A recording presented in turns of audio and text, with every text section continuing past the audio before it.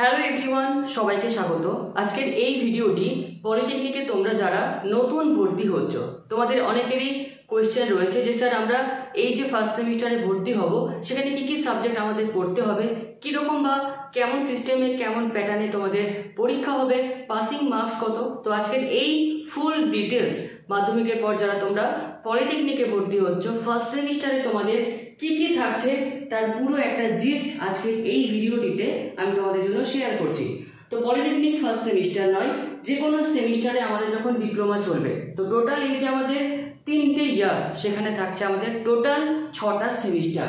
তার মধ্যে তোমরা যে ভর্তি হচ্ছ ফার্স্ট সেমিস্টারে, তো প্রত্যেকটা সেমিস্টারে আমাদের কীরকম পেপার থাকে না, দু রকমের পেপার থাকে।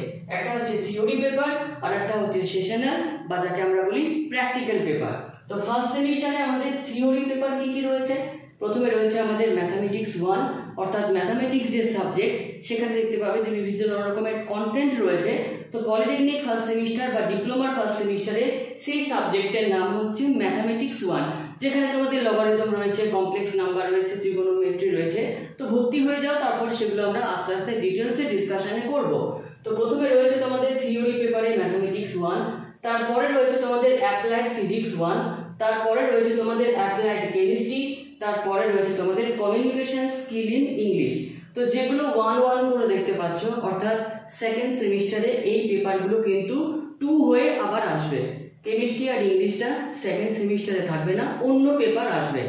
তো তোমাদের এই যে 4টে থিওরি পেপার, প্রত্যেকটা পেপারের মার্কস কত না 100।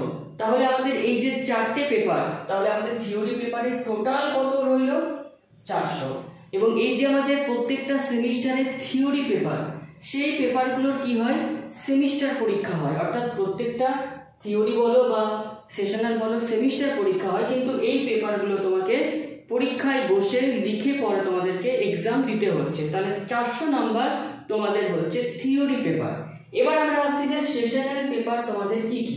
প্রথমে রয়েছে engineering graphics, full marks 100, engineering workshop practice, full marks 100, applied physics 1 lab, full marks 100, applied chemistry lab, full marks 100, sports and yoga, full marks 100, communication skill in English lab 100। এবং এই পেপারগুলো তোমাদের এই যে 6টা সেমিস্টার ধরে তোমরা কলেজ যাচ্ছ, সেখানে এই যে ল্যাবগুলো হবে, সেই ল্যাবগুলো তোমাদের একটা ল্যাব কপিতে লিখে রাখতে হবে, তার উপরে তোমাদের এক্সাম হবে, অর্থাৎ রিটেন এক্সাম, প্র্যাকটিক্যাল বা এই যে সেশনাল পেপার সেক্ষেত্রে কিন্তু থাকছে না।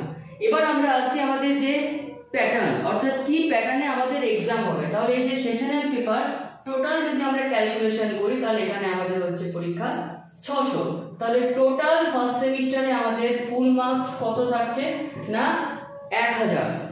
এবার আমরা আসছি যে আমাদের কিভাবে বা কি প্যাটার্নে এক্সাম হবে।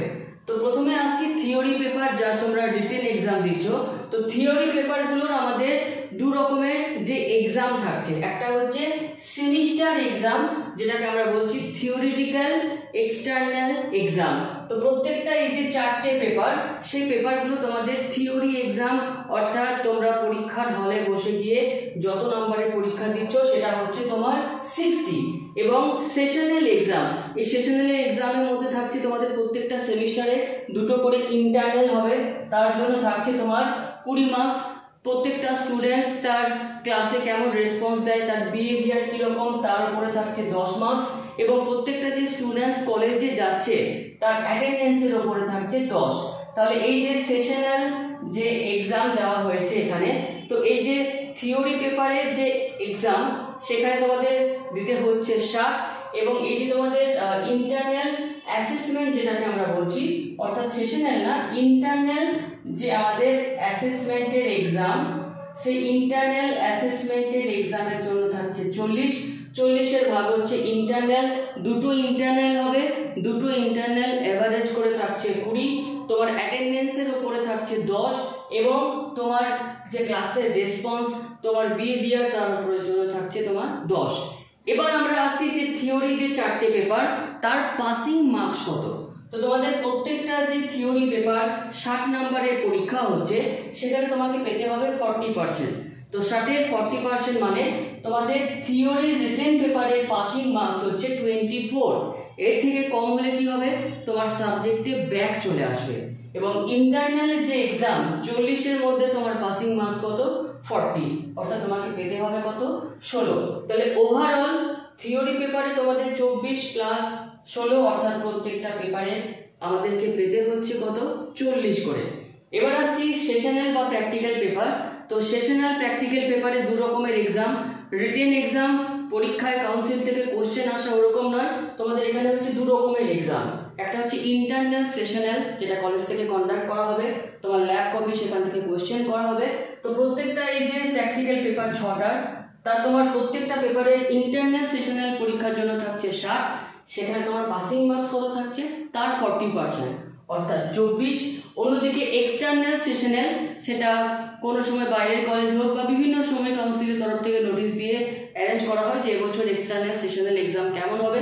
তো এক্সটার্নাল সেশনাল এক্সাম অর্থাৎ টোটাল যে মার্কস রয়েছে 100, 60 নাম্বার হচ্ছে ইন্টারনাল সেশনাল, 40 নাম্বার হচ্ছে এক্সটার্নাল সেশনাল।